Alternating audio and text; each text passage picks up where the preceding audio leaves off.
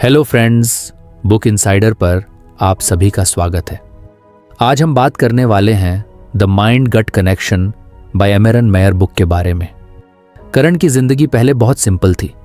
एक 9 से 5 की जॉब, वीकेंड्स पर थोड़ा नेटफ्लिक्स और दोस्तों के साथ हैंग आउट। लेकिन पिछले कुछ महीनों से करण को समझ नहीं आ रहा था कि उसके साथ क्या हो रहा है। पेट हमेशा अजीब सा लगता, कभी गैस, कभी कॉन्स्टिपेशन और कभी ऐसी उलझन जो समझ नहीं आती। लेकिन सबसे बड़ी बात यह थी कि उसका मूड बहुत जल्दी जल्दी बदलता था। छोटी छोटी बातों पर इरिटेट होना, बेवजह एंग्जाइटी महसूस करना और कभी कभी तो ऐसा लगता जैसे सब कुछ मीनिंगलेस हो गया हो।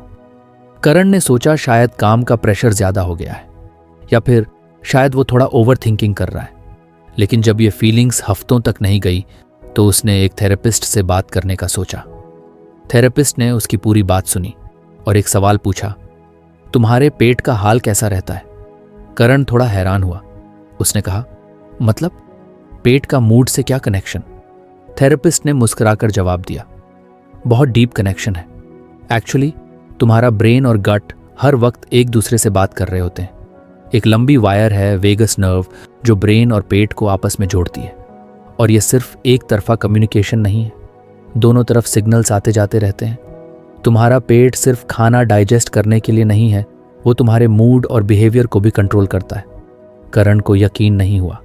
उसे लगा ये कोई नया वेलनेस ट्रेंड है या कोई सूडो साइंस टाइप बात। लेकिन थेरेपिस्ट ने काल्मली उसे समझाया कि गट को सेकंड ब्रेन भी कहा जाता है, क्योंकि वहाँ 100 मिलियन से भी ज़्यादा न्यूरॉन्स होते हैं, ऑलमोस्ट जितने स्पाइनल कोड में होते हैं। और वहाँ एक पूरा इकोसिस्टम होता है, गट माइक्रोबायोम, जिसमें ट्रिलियंस ऑफ बैक्टीरिया रहते हैं। ये बैक्टीरिया सिर्फ डाइजेशन में हेल्प नहीं करते, बल्कि कई न्यूरोट्रांसमीटर्स जैसे सेरोटोनिन भी प्रोड्यूस करते हैं, जो डायरेक्टली मूड को अफेक्ट करते हैं। करण को थोड़ा इंटरेस्ट आने लगा। उसे याद आया कि जब उसका पेट सही चलता था, वो ओवरऑल खुद को अच्छा फील करता था, ज़्यादा कॉन्फिडेंट, ज़्यादा काल्म। लेकिन जब से पेट गड़बड़ है, वो हर चीज़ में नेगेटिविटी ढूंढने लगा है। थेरेपिस्ट ने उसे एक और एग्जाम्पल दिया, कभी नोटिस किया है जब तुम नर्वस होते हो तो पेट में हलचल होती है, जैसे इंटरव्यू से पहले या कोई इंपॉर्टेंट बात बोलने से पहले? करण ने हाँ में सिर हिलाया। वो बटरफ्लाइज इन स्टमक वाली फीलिंग? एग्जैक्टली, थेरेपिस्ट बोली। वो इसी ब्रेन गट कनेक्शन की वजह से होती है। तुम्हारा ब्रेन सिग्नल भेजता है कि तुम स्ट्रेस में हो और गट तुरंत रिएक्ट करता है।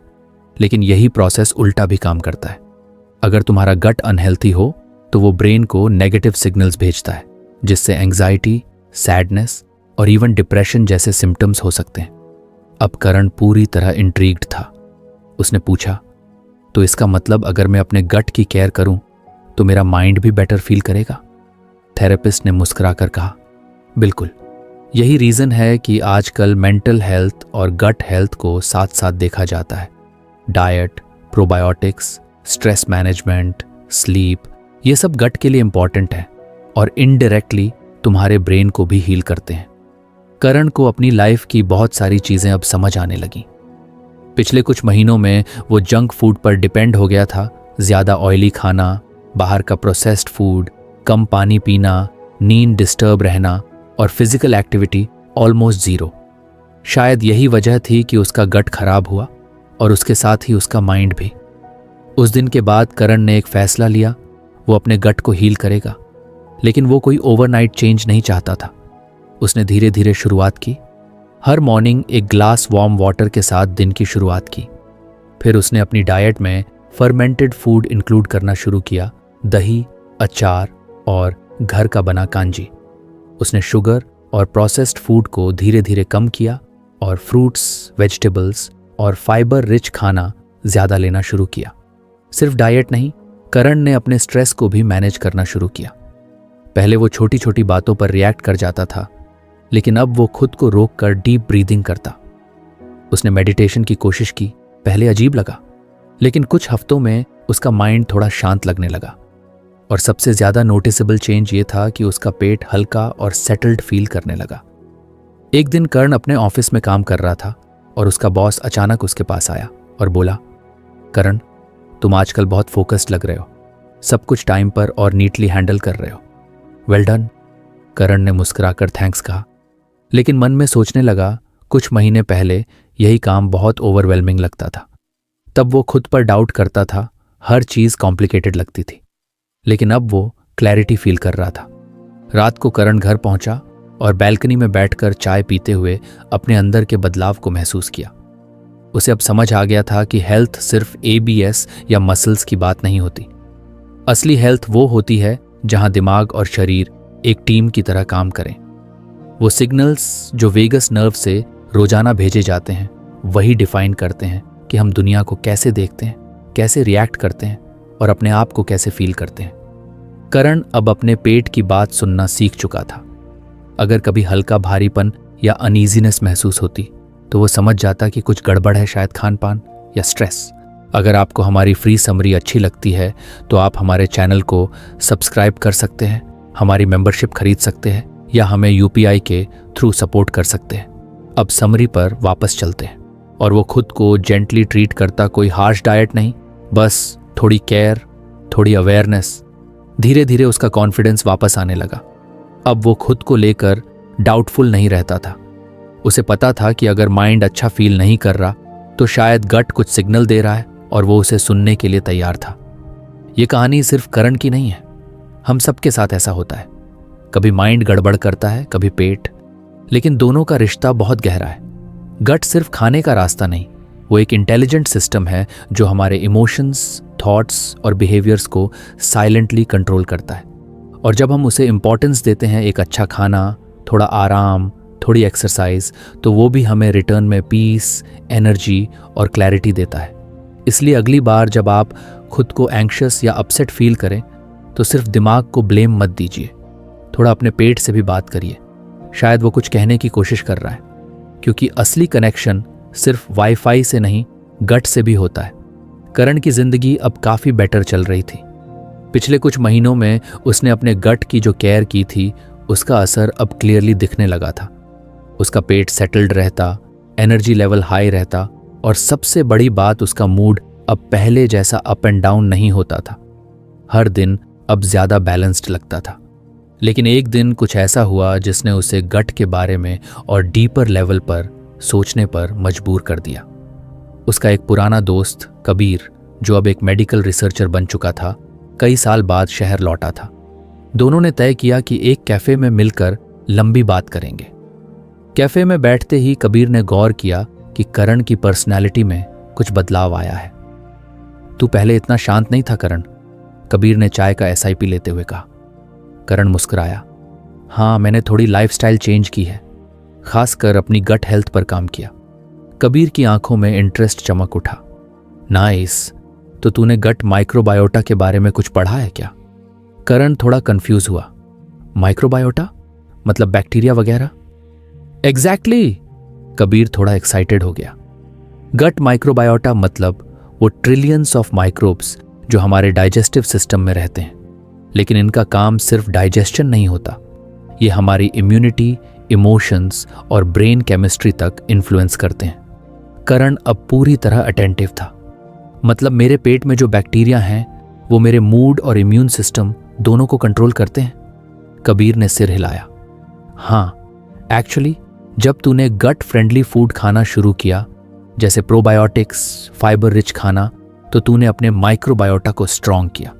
और वही माइक्रोब्स अब तेरे लिए सेरोटोनिन, डोपामिन जैसे न्यूरोट्रांसमीटर्स बना रहे हैं। सेरोटोनिन, जिसे फील गुड केमिकल भी कहते हैं, उसका 90% हिस्सा एक्चुअली गट में प्रोड्यूस होता है, ब्रेन में नहीं। करण की आंखें फैल गईं।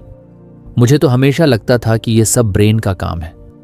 अक्सर लोग यही सोचते हैं, कबीर ने कहा, लेकिन अब साइंस ने यह प्रूव कर दिया है कि गट माइक्रोबायोटा हमारा सेकंड इम्यून सिस्टम और सेकंड ब्रेन दोनों की तरह काम करता है। चाय की चुस्कियों के बीच करण को अपनी जिंदगी के कुछ पुराने मोमेंट्स याद आने लगे, वो दिनों जब उसे बार बार कोल्ड, कॉफ और छोटे इन्फेक्शंस होते थे। वो समझता था कि उसकी इम्यूनिटी वीक है क्योंकि वो बाहर का खाना खाता था, लेकिन अब जब वो हेल्थी खाना खा रहा है तो ऐसी प्रॉब्लम्स ऑलमोस्ट डिसअपीयर हो गई हैं। तो माइक्रोबायोटा इम्यूनिटी भी कंट्रोल करता है? करण ने पूछा। बिल्कुल, कबीर ने जवाब दिया। गट में जो अच्छे बैक्टीरिया होते हैं वो ना सिर्फ हार्मफुल माइक्रोब्स से फाइट करते हैं, बल्कि बॉडी को रेगुलेट भी करते हैं कि कब किस पैथोजन के खिलाफ स्ट्रॉन्ग रिएक्शन देना है और कब नहीं। Basically gut microbiota immune cells को ट्रेन करता है जैसे एक टीचर स्टूडेंट को ट्रेन करता है। और अगर माइक्रोबायोटा वीक हो जाए तो इम्यून सिस्टम कंफ्यूज्ड हो जाता है, कभी ओवर रिएक्ट करता है, कभी अंडर रिएक्ट। करण को अब समझ आने लगा कि उसके अंदर कितनी सारी अनसीन चीजें चल रही हैं जिनके बारे में वो कभी सोचता भी नहीं था। उसकी लाइफ में इमोशंस और हेल्थ हमेशा मिस्ट्री रहे थे, लेकिन अब धीरे धीरे सब कनेक्ट हो रहा था। और इमोशनल रेगुलेशन, करण ने उत्सुक होकर पूछा। वो भी माइक्रोबायोटा के कंट्रोल में है, कबीर ने कहा। गट ब्रेन एक्सिस सिर्फ एक कम्युनिकेशन चैनल नहीं है, ये इमोशनल बैलेंस का फाउंडेशन है।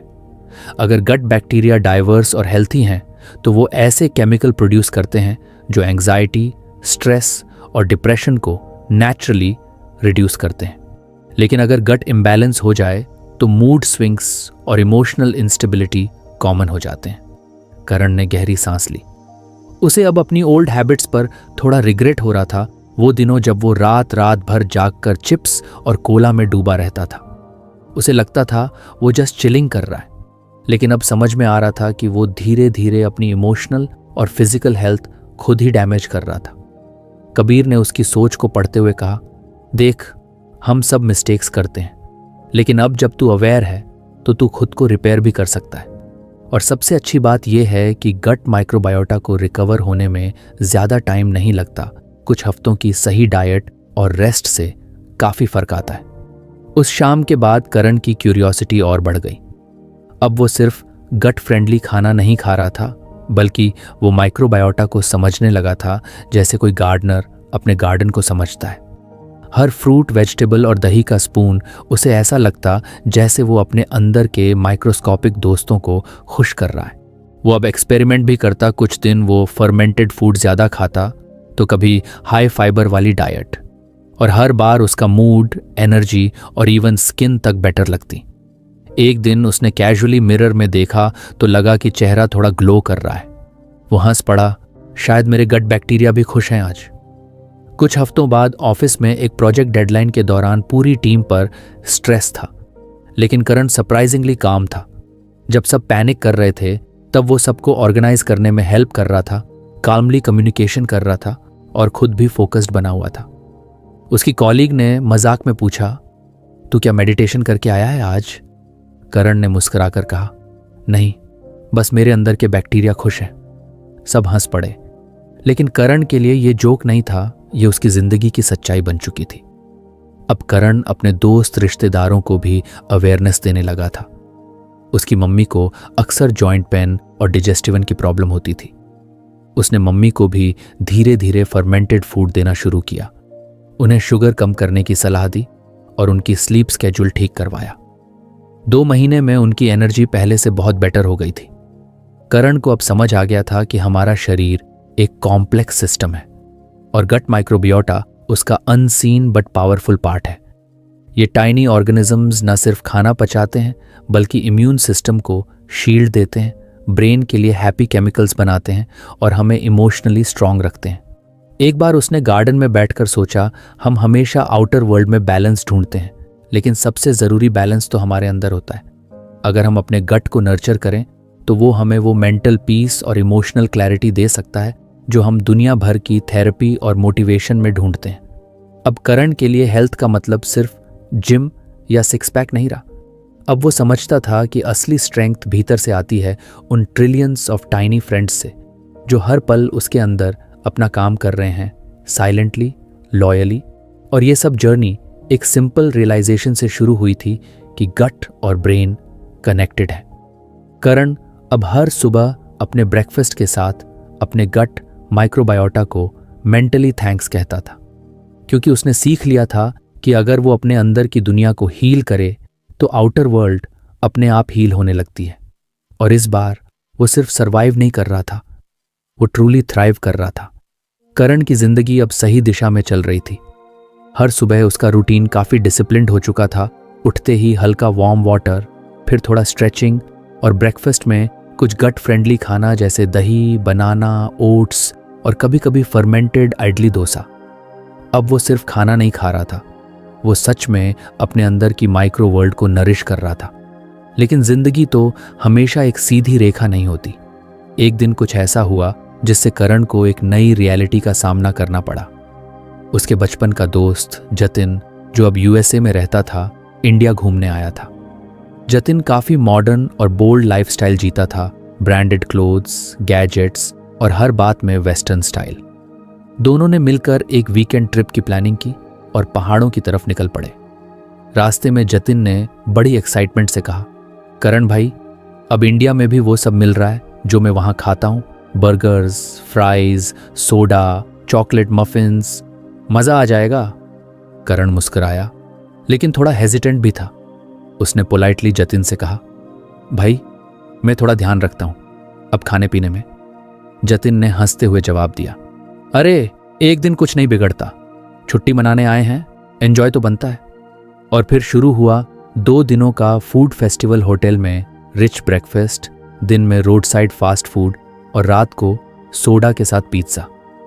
करण ने खुद को थोड़ा ढीला छोड़ दिया। उसने सोचा, चलो थोड़ा सा कॉम्प्रोमाइज कर लेते हैं, दोस्त के साथ मोमेंट्स भी इंपॉर्टेंट है। लेकिन तीसरे दिन सुबह जैसे ही करण उठा, उसे महसूस हुआ कि कुछ ठीक नहीं है।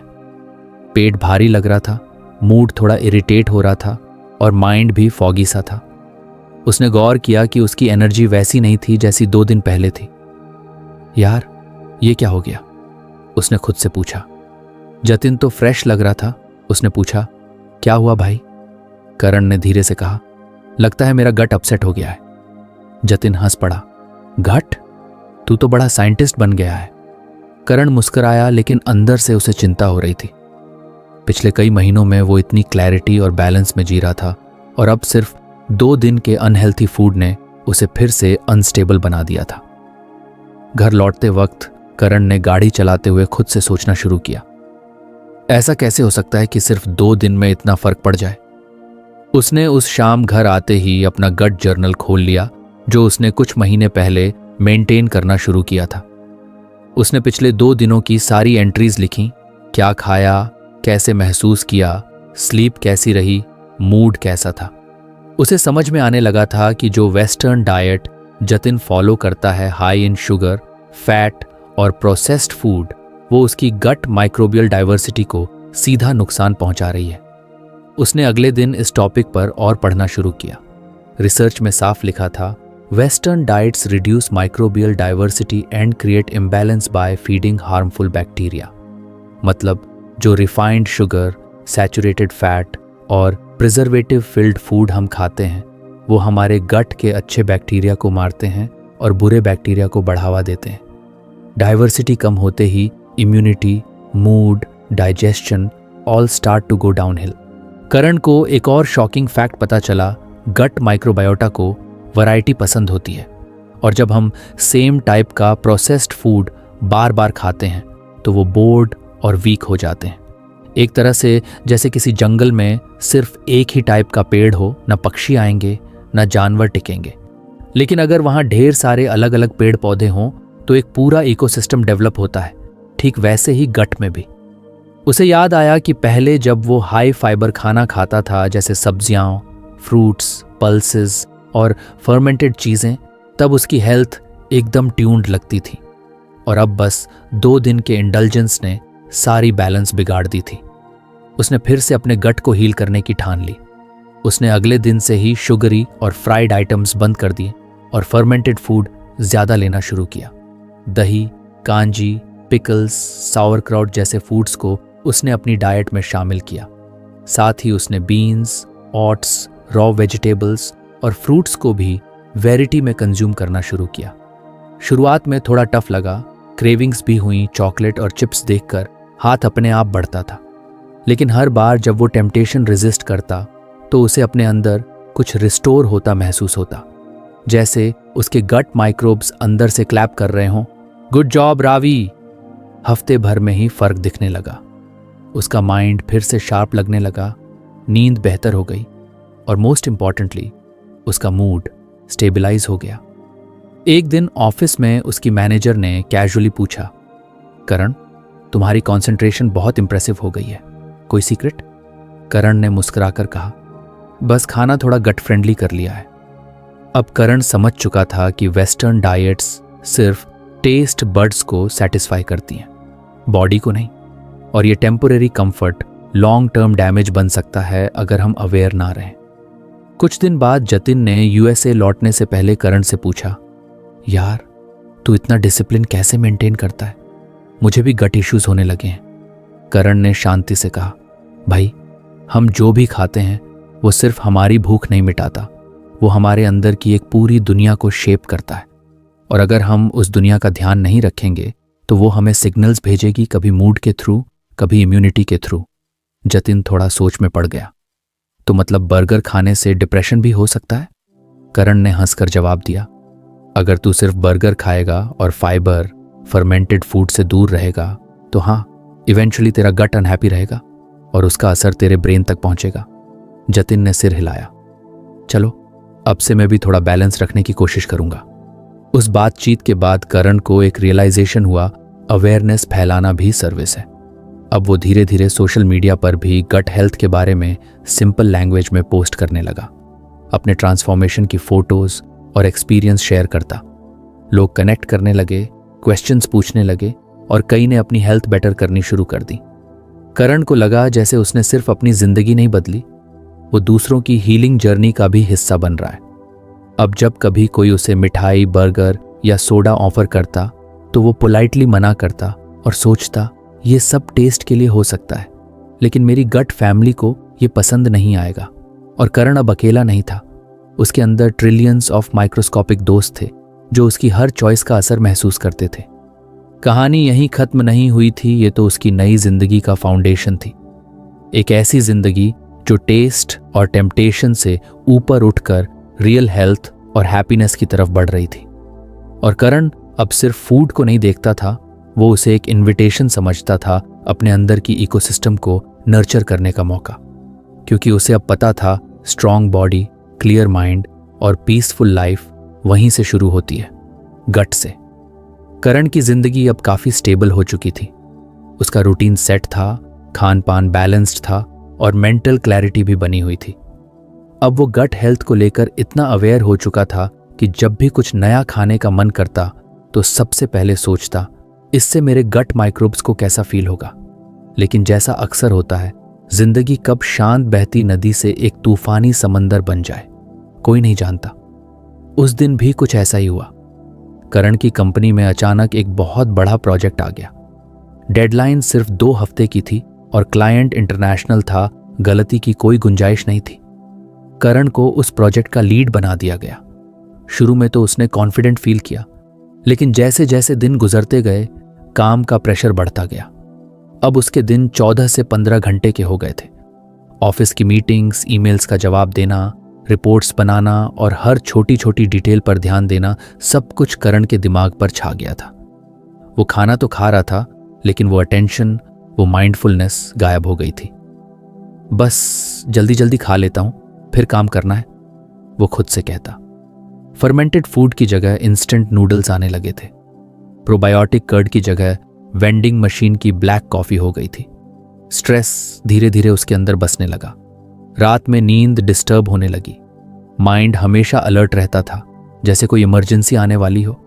करण को समझ नहीं आ रहा था कि इतना डिसिप्लिन्ड होकर भी उसका बॉडी और माइंड साथ क्यों नहीं दे रहे। फिर एक दिन उसका सिर बुरी तरह से घूम गया।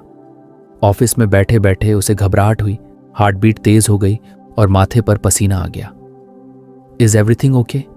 उसकी कॉलीग ने पूछा। करण ने जवाब दिया, लगता है स्ट्रेस ज्यादा हो गया है। वो शाम को जल्दी घर आ गया और चुपचाप बैठकर सोचा, क्या मेरा गट फिर से बिगड़ गया है? उसने फिर से अपना गट जर्नल निकाला और पिछले 10 दिन की एंट्रीज पढ़ी। खाना इरेगुलर था, स्लीप खराब थी और माइंड कॉन्स्टेंटली अलर्ट मोड में था। उसे याद आया कि उसने एक बार पढ़ा था, क्रॉनिक स्ट्रेस डायरेक्टली अफेक्ट्स गट परमिएबिलिटी। मतलब जब हम ज्यादा देर तक स्ट्रेस में रहते हैं तो हमारे गट लाइनिंग में छोटे छोटे गैप्स बन जाते हैं, जिसे लीकी गट कहते हैं। इससे हार्मफुल बैक्टीरिया और टॉक्सिन्स ब्लड स्ट्रीम में घुस सकते हैं और बॉडी में क्रॉनिक इन्फ्लेमेशन शुरू हो जाता है। करण को समझ में आने लगा कि उसका मूड स्विंग क्यों हो रहा है, याददाश्त कमजोर क्यों लग रही है और डाइजेशन भी क्यों खराब हो रहा है। स्ट्रेस सिर्फ मेंटल नहीं होता, वो फिजिकल फॉर्म में बॉडी के हर सेल को इम्पैक्ट करता है, खासकर गट को, और गट का मतलब सीधा ब्रेन से जुड़ा हुआ है। करण को अब वो पुराना कनेक्शन फिर से याद आने लगा, ब्रेन और गट की दोस्ती। अब करण ने अपने आप से एक नया कमिटमेंट लिया। अब मैं सिर्फ खान पान पर नहीं, अपने स्ट्रेस लेवल्स पर भी ध्यान दूंगा। उसने सबसे पहले अपनी स्केड्यूल को थोड़ा हल्का करने का ट्राई किया। बॉस से रिक्वेस्ट की कि डेली रिपोर्टिंग अल्टरनेट डेज पर कर दी जाए। फिर उसने अपनी मॉर्निंग्स में 10 मिनट की डीप ब्रीदिंग ऐड की। धीरे धीरे उसने योगा भी शुरू किया। शुरू में शरीर स्टिफ लगी, लेकिन हर पोज के साथ उसका न्यूरस सिस्टम रिलैक्स होने लगा। उसे महसूस हुआ कि जैसे उसके अंदर एक स्टॉर्म था जो अब धीरे धीरे शांत हो रहा है। एक दिन उसने अपने पुराने न्यूट्रिशनिस्ट दोस्त से भी बात की। उस दोस्त ने कहा, रावी, क्रॉनिक स्ट्रेस से कॉर्टिजोल लेवल लगातार हाई रहता है। ये न सिर्फ गट लाइनिंग को वीक करता है, बल्कि डाइजेशन स्लो कर देता है और सेरोटोनिन का प्रोडक्शन भी घटा देता है।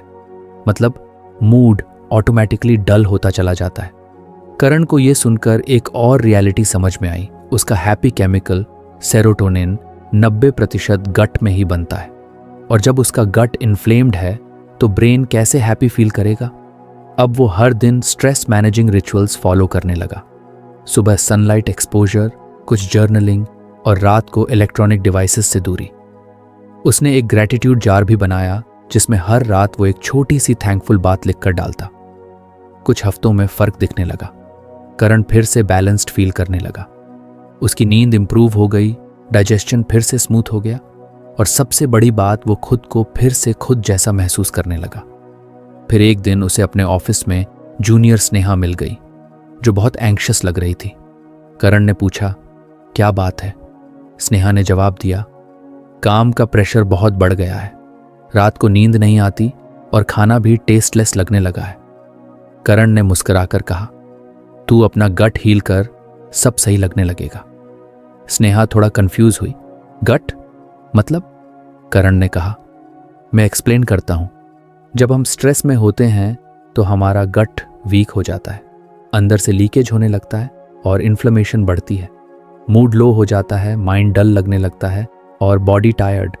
लेकिन अगर हम अपने गट का ध्यान रखें, माइंडफुल ईटिंग, प्रोबायोटिक्स और स्ट्रेस मैनेजमेंट, तो धीरे धीरे सब बेटर होने लगता है। स्नेहा ने पहली बार गट हेल्थ को इस एंगल से सुना था।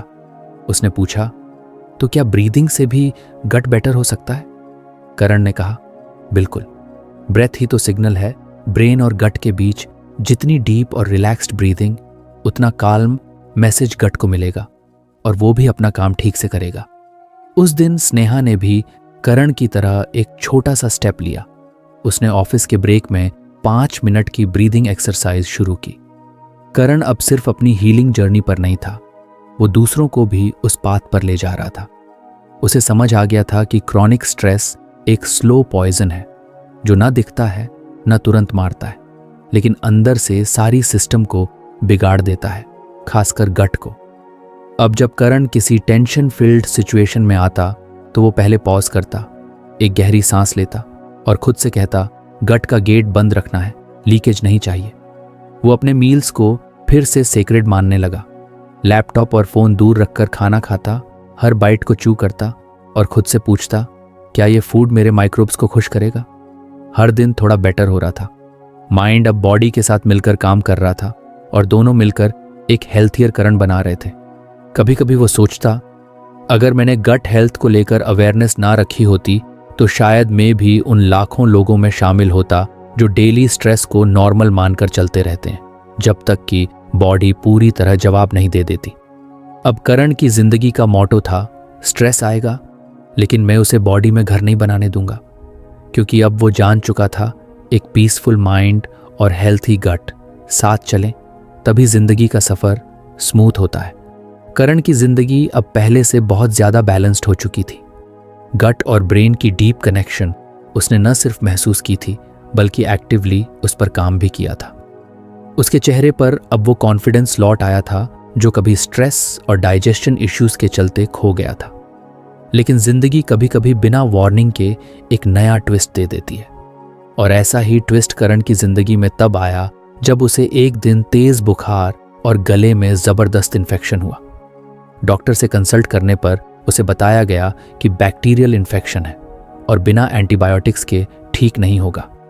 करण ने एंटीबायोटिक्स लेने में हेजिटेशन दिखाई, लेकिन डॉक्टर ने कहा, इस बार जरूरी है रावी, इन्फेक्शन लंग्स तक जा सकता है। थोड़ी सोच के बाद उसने एंटीबायोटिक्स का प्रिस्क्राइब्ड कोर्स शुरू कर दिया। शुरुआत में सब ठीक लग रहा था, बुखार उतर गया, गले की सूजन कम हो गई और वो फिर से एनर्जी महसूस करने लगा। लेकिन एंटीबायोटिक्स लेने के 1 हफ्ते बाद से कुछ सटल चेंजेस होने लगे। सबसे पहले उसे डाइजेशन में फर्क महसूस हुआ। उसे मील्स के बाद हैवीनेस लगने लगी, कभी कभी पेट फूल जाता और स्टूल्स भी इरेगुलर हो गए। फिर मूड स्विंग्स भी शुरू हो गए, छोटी छोटी बातों पर इरिटेशन, रात को नींद डिस्टर्ब होना और दिन में माइंड फॉग जैसा फील होना। करण थोड़ा परेशान होने लगा। मैंने तो फिर से सेम डाइट, योगा और ब्रीदिंग शुरू कर रखी है, फिर ये सब क्यों हो रहा है? एक दिन उसने अपने पुराने जर्नल को फिर से खोला और अपने सिम्टम्स को नोट किया। सब कुछ ठीक लग रहा था सिवाय उस एक चीज के, एंटीबायोटिक्स। तभी उसे याद आया कि एक बार उसके न्यूट्रिशनिस्ट दोस्त ने बताया था, एंटीबायोटिक्स सिर्फ हार्मफुल बैक्टीरिया को नहीं मारते, वो हमारे गट के अच्छे माइक्रोब्स को भी खत्म कर देते हैं। करण ने इंटरनेट पर थोड़ी और रिसर्च की। एक आर्टिकल में लिखा था, even a short course of antibiotics can damage the gut microbiota balance for months और इवन ईयर्स। और ये इम्बैलेंस ना सिर्फ डाइजेशन को अफेक्ट करता है, बल्कि ब्रेन फंक्शन को भी, जैसे मूड, मेमोरी और इमोशनल रेगुलेशन। उसे अब समझ में आने लगा कि एंटीबायोटिक्स ने उसके अंदर के अच्छे बैक्टीरिया की दुनिया में टहलका मचा दिया है और उसकी गट ब्रेन कनेक्शन फिर से कमजोर हो गई है। इस बार करण को ज्यादा समय नहीं लगा समझने में कि सॉल्यूशन फिर से उसी रास्ते में छिपा है, गट हीलिंग। लेकिन इस बार हीलिंग जर्नी पहले से थोड़ी अलग थी, क्योंकि डैमेज डीपर था। करण ने सबसे पहले फर्मेंटेड फूड्स को डेली रूटीन में वापस लाना शुरू किया। उसने घर में ही कर्ड बनाना शुरू किया, साथ ही ट्रेडिशनल पिकल्स और कांजी जैसे नेचुरली फर्मेंटेड ड्रिंक्स भी अपनी डाइट में इंक्लूड किए।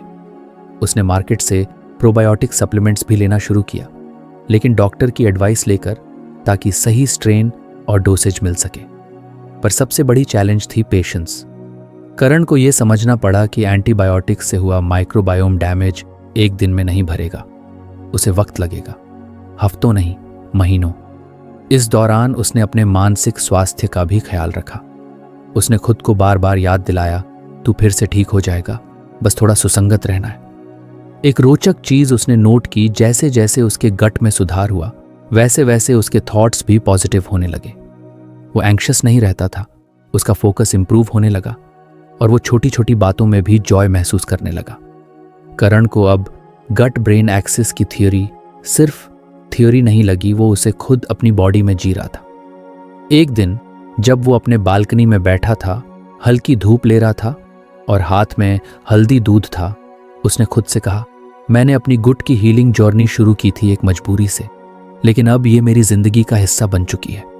वो जानता था कि एंटीबायोटिक्स जरूरी थे, लेकिन अब वो हर बार किसी भी दवा से पहले अपने गट के बारे में जरूर सोचता।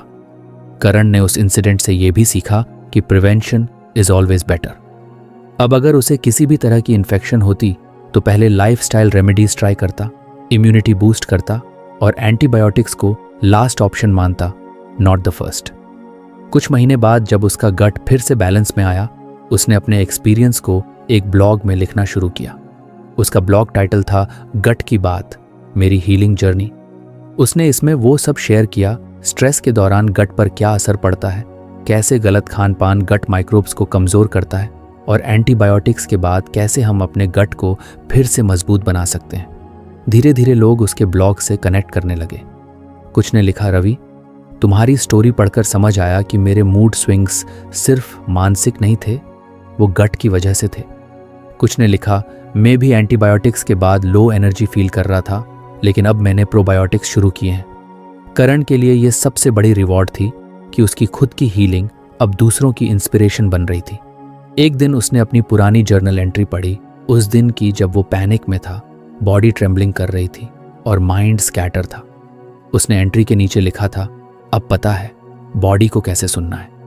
करण अब पहले जैसा इंसान नहीं था। उसकी सोच, उसका ध्यान, उसका बिहेवियर सब कुछ बदल गया था।